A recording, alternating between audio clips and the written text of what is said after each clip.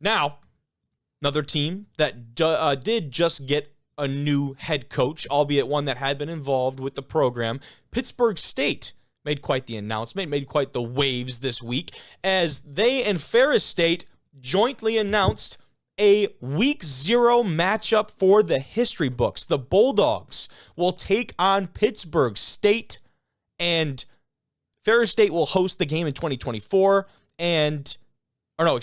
Ferris State will go to Pittsburg State in 2024, and Pitt State will come to Top Taggart Field in Grand Rapids, Michigan in 2025. So it's a 2-year contract on this kind of game, which is very standard with these type of things.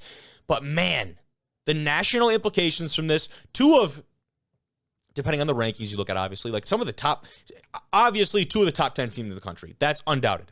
2 of the top 10 teams in the country, less than a couple weeks after the NCAA Week 0 proposal is actually approved by the legislative bodies and the powers that be, these 2 squads go out of their way to schedule a contest that is going to be awesome. Super Region 3 dogfight, and I love it and I hate it.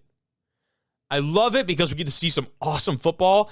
I only hate it a little bit because that means one of these teams is going to lose, and then depending on how the playoff committee views that, I mean, it's a quality opponent for sure, but we'll see how that impacts the playoff kind of implications. But for the most part, I love it. Like, we need more of this in Division II football. You saw last year how we kicked off the year with Grand Valley and Colorado School of Mines. Now, granted, a lot further apart geographically and different super regions at that, but the way that was able to kickstart the D2 season and some more of the parity that we're going to see now with this Week 0 proposal that has been officially approved now, this is awesome. Like, this is what we need. And when people talk about why Week 2 is important, but why Week 0 is important, yes, it gives you the flexibility to schedule a bye week. That's a huge part of it. So now they're playing in Week 0. Maybe they opt to not take a game in Week 7, Week 8, Week 9, and they maybe rest up that week. Maybe. I don't know how that's going to work out right now.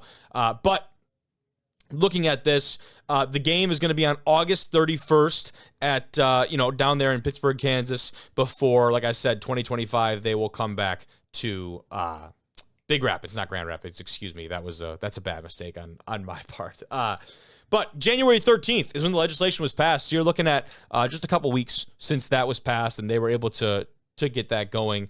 And these 2 teams played in the 2022 playoffs, if you do remember, came down to Ferris State, 17-14. Ferris did take that win, and that was probably the best game they had, maybe outside of Grand Valley, en route to their undefeated national championship that season. So we've seen what this is like in the past. Tony Anise obviously still there for Ferris State, and he talked about it. He said, quote here, "This will be a tremendous test for our team. We'll be facing a great opponent to open the season, but we look forward to the challenge." And right now, he ranks as the nation's winningest active head coach, regardless of any level. That's Coach Anise over there at Ferris State. The years that they've had down there are certainly second to none. Now, for Pittsburg State, with Coach, I believe it's Tom Anthony. Yes, Tom Anthony, the new head coach for them coming in. Talk about a wake-up call, right? Talk about coming in and you're inheriting a solid team, but you lose a lot. There's a lot of guys, being poached from this roster because the previous head coach goes to NAU and is taking some of your talented guys with him up to Division I. And then 2, you graduate a lot. You talk about guys like Devin Garrison and our guy, Trace Jeffries, on the offensive front there, and some other really talented pieces, especially on the outside. But this is going to be a prove-it game for him. And it's interesting for me to see technically a new head coach. He was away from the program for a year before coming back. It's interesting for me to see that he comes in and wants a challenge right off the rip. And I think it's just a tone setter. It's a tone setter for that Pittsburg State squad. It's going to better prepare you for MIAA competition because you're going to face the gauntlet, whether that be Emporia State, Northwest, Missouri State, some of those kind of squads. You got Central Missouri. I go down the list, right? But the Bulldogs from Ferris will now play a full 11-game schedule this season over 12 weeks of action. So they will have a bye week built in. So now I think that's big, and that's kind of what I just talked about. Before this, they were only going to play 10 games, and that's when it can really come to hurt you come playoff time because the GLIAC's going to be a gauntlet, even if you're Ferris State.